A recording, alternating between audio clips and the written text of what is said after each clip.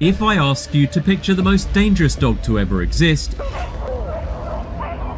you might think of an English Mastiff or a German Shepherd. Or maybe you're thinking of a wild animal, like a rabid grey wolf. And look, those are all definitely scary, but they're still just normal dogs. They have normal dog proportions, normal dog teeth, and they hunt in ways that make sense to us. So what really was the deadliest dog to ever exist on this planet? Now, when most people think of a terrifying giant dog that lived in the past, they immediately think of a direwolf.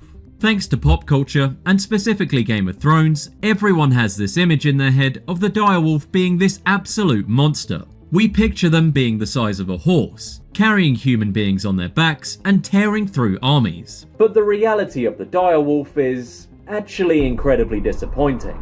Direwolves were completely real, and they did hunt alongside animals like saber-toothed cats in North America. But realistically, a direwolf was essentially just a slightly bulkier grey wolf. If you put a modern grey wolf and a prehistoric direwolf next to each other, you'd barely even be able to tell the difference. The direwolf had slightly heavier bones and a slightly wider head, but it weighed around 150 pounds. And that's big for a wolf, sure, but it's not a mythical monster. It's basically just a normal wolf that spent an extra few months at the gym. Which is cool and all, but it's not exactly taking down dragons. They hunted the exact same way modern wolves do. They looked the exact same, and eventually they just went extinct because their specific food sources dried up. So if the direwolf wasn't the giant, horse-sized monster we all thought it was, what actually was? This is Epicyon haydeni, the largest canine to ever walk the planet. And when I say large, I don't mean slightly bigger than a wolf. I mean this animal completely changes what a dog can even be. An average grey wolf today weighs around 100 pounds. A really large one might hit 130. Epicyon haydeni weighed up to 370 pounds. This is basically just a grizzly bear that happens to have canine DNA. Imagine standing in a forest and looking at a dog whose shoulders are completely level with your chest. Its head alone is the size of a microwave. Its paws are the size of dinner plates. Which is probably not a dog you want jumping up on the couch. When you scale a canine up to nearly 400 pounds, it stops looking like a dog entirely. Its neck gets incredibly thick just to hold up its giant skull. It completely loses that lean, graceful look of a husky or a wolf. It just looks heavy. But getting crazy big isn't exactly a new evolutionary trick. Plenty of animals get big. What made Epicyon a nightmare was what it actually did with that size. One look at its skull and you'll immediately realise this thing was hunting in a completely different league. If you look at the skull of a modern wolf, a coyote, or a fox, they all share a similar design. They have long, narrow snouts. This design is great for snapping at small prey, or for grabbing onto the back of a deer's leg and holding on while the animal runs. Modern dogs have teeth that are just built to puncture and hold on. But if you look at the skull of an Epicyon, the long snout is completely gone. Instead, the face looks like this. The snout is completely smashed in. The cheekbones are massively flared out, and the jaws are thick and heavy. Honestly, if you didn't know it was a dog, you'd probably guess it was a hyena, or a lion, or just a complete genetic mistake. And that's because Epicyon belonged to a very specific, extinct subfamily of canines called the Borophaginae, or translated into plain English, the bone-crushing dogs, which, as far as scientific names go, is pretty straight to the point. Epicyon was built to bite straight through solid bone. When you have a long snout, you lose leverage. Think about a pair of scissors. The closer you put something to the hinge, the easier it is to cut. By shortening the snout, evolution moved Epicyon's teeth closer to the jaw joint, which means they could bite down hard. Combined with the massive muscles attaching to its flared cheekbones, Epicyon had a bite force that makes modern wolves look pathetic. If a normal wolf bites a cow femur, the wolf's teeth will break. If an Epicyon bit a cow femur, the bone would literally explode into splinters. So yeah, playing fetch with this thing would get really expensive really fast. These heavily reinforced premolars were completely flat and thick. They were basically just massive anvils used to completely shatter the limbs of their prey. But this raises a very obvious question. Why would evolution ever build a dog this extreme? Nature doesn't randomly build a 370-pound bone-crushing dog for fun. Growing to that size requires a massive amount of calories. Keeping those jaw muscles working requires even more energy. If you can survive by just being a normal 50-pound coyote eating rabbits, evolution will keep you as a 50-pound coyote. You only become a 370-pound monster if the environment physically forces you to. And the environment Epicyon lived in was completely unhinged. Epicyon lived in North America during the Miocene epoch, roughly 15 million years ago. And the animals walking around North America back then weren't the deer and elk we have today. These plains and forests were packed with absolute giants. There were early species of rhinoceroses walking around. There were giant camels that stood incredibly tall. There were heavily armored herbivores and massive ground sloths. If you're a normal 100-pound wolf and you try to bite a prehistoric rhino, the rhino is just going to ignore you. It's basically just going to look down and go, "Was that a mosquito?" So if you actually wanted to eat one of these things, you had to get big. Epicyon got massive because its food was massive. It needed to be 370 pounds just to have the weight to wrestle a giant camel to the ground. And it needed the bone-crushing jaws because when you're fighting an animal with bones as thick as tree branches, normal teeth just don't work. You have to be able to snap their limbs to stop them from running. But maxing out your size comes with a very serious problem. When you weigh 370 pounds, physics starts to work against you. Modern wolves are incredibly successful hunters because they have insane stamina. A pack of wolves can jog at a steady pace for 30 or 40 miles a day. When they find an elk, they don't try to kill it instantly. They just chase it. They run and run and run until the elk literally collapses from total exhaustion. Wolves are built for endurance. They lean, their chests are narrow, and they're lightweight. Epicyon couldn't do this. When you're carrying nearly 400 pounds of muscle and heavy bone, you cannot run for miles. If an Epicyon tried to sprint after a camel across an open field, it would overheat and completely gas out in a matter of minutes. Its body was just way too heavy to keep running. So if you couldn't chase your prey, how do you actually catch anything? You hide. Since Epicyon couldn't run down prey, it had to ambush them. They relied heavily on the dense forests that covered North America at the time. They'd wait in the thick brush, completely silent, waiting for a rhino or a camel to walk by. And then they'd explode out of the trees. Instead of running for miles, they relied on one short sprint to close the distance, tackle the animal, and deliver one bite. But Epicyon wasn't the only ambush predator hiding in the forests back then. So what happens when the biggest dog in history runs into the most famous prehistoric cat? While they didn't overlap perfectly in every region and time period, North America was home to both giant boar-aphagine dogs and massive saber-toothed cats like Smilodon. And comparing these two is interesting because they hunted in completely opposite ways. Smilodon was all about precision. It had those massive canine teeth that could reach up to 8 inches long. But here is the thing about those saber teeth. They were actually incredibly fragile. If Smilodon bit into a thick bone, its teeth would snap right off. And a predator without any teeth is, well, a dead predator. Their entire hunting strategy relied on wrestling prey to the ground, pinning it, and then delivering one clean slice to the soft tissue of the throat to bleed the animal out. Epicyon was the exact opposite. It had absolutely zero precision. It was pure, blunt force trauma. So, if these two actually fought over a carcass in the forest, who wins? Well, the cat is definitely more agile. Smilodon had massive front arms equipped with sharp claws, meaning it could actually stand up on its back legs and swipe. Dogs don't have functional arms. An Epicyon can only fight with its face. But if the Epicyon actually manages to land a bite, the fight is instantly over. If Smilodon tries to swipe and the Epicyon catches the cat's leg in its mouth, the bone-crushing jaws would instantly shatter the cat's forearm into dozens of pieces. And if the cat tries to bite the dog, Epicyon's skull is incredibly thick. If Smilodon accidentally strikes a thick part of the bone skull with its fragile saber teeth, the cat's teeth are going to snap off. The cat has the agility, but the dog has a bite that makes the cat's defenses completely useless. One solid crunch and the cat is permanently disabled. But realistically, a cat would never even try to fight an Epicyon, because the cat would almost never be fighting just one.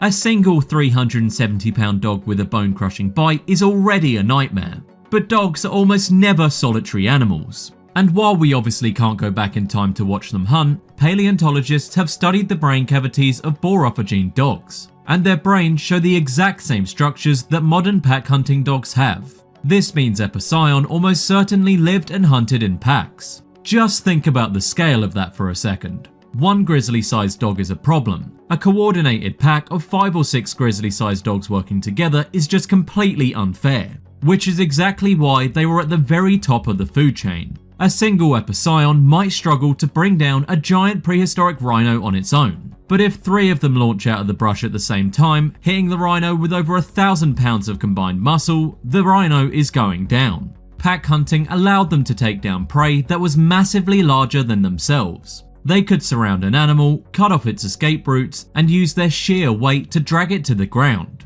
But being in a pack also means you have a lot of massive mouths to feed. And when you have 5 370-pound dogs living together, you need a ridiculous amount of meat just to keep everyone from starving. So what happens when the hunting goes bad? In the wild, predators actually fail most of their hunts.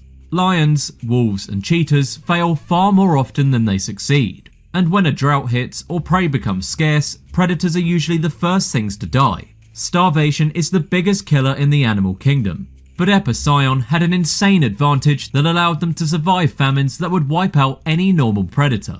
Let's say a drought hits, the herbivores are dying, and the meat is gone. If a normal grey wolf is walking through the forest and finds the carcass of a deer that died 3 weeks ago, the wolf is out of luck. The vultures and insects have already eaten the meat. All that's left is a sun-bleached skeleton. The wolf can't eat the skeleton, so the wolf starves. If Epicyon finds that exact same skeleton, it just eats the skeleton. Problem solved. This is the true power of being a bone crusher. Bones are actually packed with nutrients. Inside the hard outer layer of bone is the marrow, which is packed with fat and calories. Normal predators simply cannot access these calories because their teeth aren't strong enough to actually crack the bone open. Epicyon could. When food was scarce, they could literally just walk around the forest, scavenging the old, pick-clean skeletons that the other predators left behind. They'd use their massive premolars to crack open the femurs and ribs, extracting the high-calorie marrow inside. They didn't waste anything. They could get calories out of literally any part of an animal. This meant they could survive in the harsh conditions far longer than the cats or the normal dogs around them. But despite this massive advantage, life for an Epicyon was still absolutely brutal. When you hear about a 370-pound pack hunting dog that eats solid bone, it sounds like an unstoppable monster. But paleontology tells a very different story. When scientists dig up the skulls and skeletons of Borophagean dogs, they're looking at absolute trauma. The fossils of these dogs are covered in healed fractures, smashed cheekbones, and completely broken teeth. Because when your entire survival strategy revolves around tackling giant rhinos and massive camels, you're going to take some serious damage. These herbivores were huge, and they fought back. If an Epicyon lunged at a giant camel and missed the vital spot, that camel is going to kick. And a kick from a prehistoric camel carries enough force to instantly cave in a skull. So try to avoid that.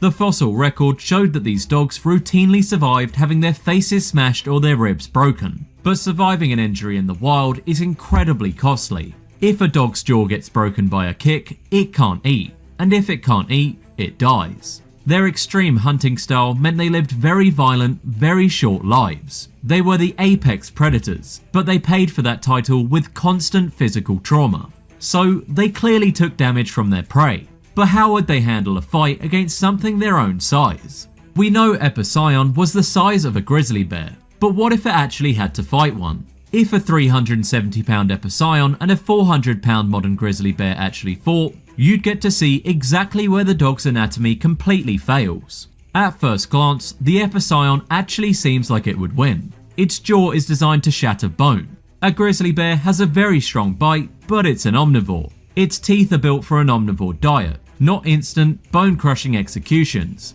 If the Epicyon gets its jaws around the bear's neck or leg, it can do massive, permanent damage instantly. But the bear has something the dog will never have: arms.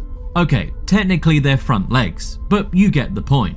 Dogs are completely locked into fighting with their mouths. Their front legs are just pillars used for running and standing. They can't grab, they can't pull, and they can't pin. A grizzly bear can stand completely upright. it can swing its arms with enough force to break a moose's spine, and most importantly, it can grapple.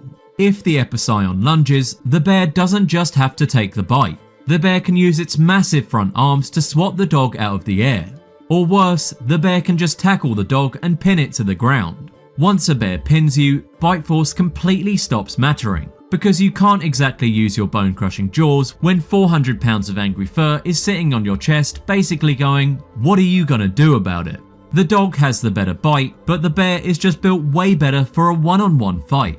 But luckily for an Epicyon, it never had to fight grizzly bears. It had to fight something much, much worse. For millions of years, Epicyon was the undisputed king of North America. They had the perfect size, the perfect bite, and the perfect environment.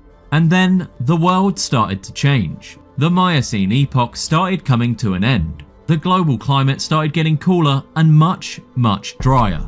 And when the climate dries out, the plants change. The dense forests that covered North America slowly started to die off. The thick brush and the tall trees were replaced by something completely different: grass. Endless, wide open grassland began to take over the continent. Now, if you're a grazing herbivore, this is great news. There's food everywhere. But if you're an Epicyon, this is a complete disaster. Because remember how Epicyon actually hunted? They weighed 370 pounds. They had zero stamina. They couldn't run for long distances. They survived entirely by hiding in the thick forest and ambushing prey from the shadows. But suddenly, the shadows were gone. When the forest disappeared, Epicyon was left standing in the middle of a wide open plain. There was nowhere to hide. You cannot conceal a 370-pound dog in ankle-high grass. It's just not a very stealthy look. And to make matters worse, the prey started adapting to the plains. The early horses and camels evolved longer legs. They got lighter and they got much faster. With the trees gone, they could see predators coming from a mile away and just sprint across the flat ground. So now, the Epicyon is completely exposed and the food is suddenly running twice as fast. If an Epicyon spotted a horse on the plains, it had to try and chase it. But the dog was just too heavy. It would sprint for a minute, overheat, and watch the horse disappear over the horizon. And this is the biggest irony of how they evolved. The exact same traits that made them so deadly, their extreme size and heavy bones, are exactly what killed them. Maintaining 370 pounds of muscle requires a massive amount of food. But because they were so heavy, they could no longer catch the food they needed to survive. Their incredible strength literally became dead weight. They couldn't adapt. They couldn't just shrink overnight. And so, the largest, most powerful dogs to ever exist slowly just starved to death. But the canine family didn't go extinct, because while the giant bone crushers were dying out, something else was already surviving right under their noses. While Epicyon was ruling the forests, there were other types of dogs running around North America. These were small, scrawny, and honestly kinda pathetic compared to the bone crushers. These were the ancestors of modern wolves and coyotes. During the time of these forests, the smaller dogs were basically just scavengers. They stayed out of the way, ate whatever small prey they could find, and avoided the giant Epicyons at all costs. They completely lacked the bone-crushing jaws and massive muscles, but they had the one exact thing the giants didn't: stamina. Because they were small and lightweight, they didn't overheat. When the forest died and the open plains took over, these scrawny dogs didn't panic. When a horse took off running across the plains, these smaller dogs didn't try to outsprint it. They started jogging, and they kept jogging for hours. Instead of trying to kill a horse in one bite, they just let the horse exhaust itself until it collapsed. They basically just jogged behind it going, "Take your time, buddy, we've got all day." The environment had completely flipped the rules of survival. Hitting hard didn't matter anymore. The only thing that mattered was how long you could run. The overpowered monsters starved to death, and the scrawny underdogs thrived. Endurance suddenly mattered way more than sheer damage, and those scrawny dogs eventually evolved into every single wolf, coyote, and domestic dog today. But what if we could bring the giant back? Let's say we somehow cloned an Epicyon and dropped a pack of them into a modern environment, like Yellowstone National Park. How would the ultimate canine actually perform today? Honestly, they'd fail completely. The modern world is simply not built for a 370-pound ambush dog. If they tried to hunt a modern elk or a pronghorn antelope, they'd be humiliated. Most herbivores are completely built for speed and endurance. A pronghorn can run 55 miles per hour. An Epicyon wouldn't even be able to get close. They could try to hide in the forests, but modern forests aren't packed with slow rhinos anymore. The prey is too small, too fast, and too alert. They might be able to scavenge for a while, using their bone-crushing jaws to eat the skeletons left behind by modern wolves or bears. But eventually, the fact they needed so much food would catch up to them. There just isn't enough heavy meat walking around North America anymore to sustain a pack of dogs that size. They'd be the most dangerous animal in the park for about a week, and then they'd just starve all over again. Because being the biggest and the strongest doesn't actually mean you're the best. When we think about apex predators, we usually assume that bigger is always better. We think that the more bite force, more muscle, and more weight makes an animal superior. But when you over-specialize into one specific strategy, like being a giant ambush predator, you become incredibly successful in that exact moment. You become the deadliest thing in the room, but you also become completely dependent on that room never changing. Epicyon evolved perfectly for a world of dense forests and slow giants. Realistically, the true ultimate canine is just the adaptable, high-stamina wolves and wild dogs we have today. They might lack the insane strength and bite force, but they're still here, and the giants are just bones in the dirt. But anyways, I'm happy the dogs we have today are a lot cuter. Plus, I'm a cat guy anyway, as you might have known. But I hope you guys enjoyed, and thank you for all who are supporting this second channel, as this channel is still relatively new. And if you want to see my video about why eagles are terrified of crows, check it out here.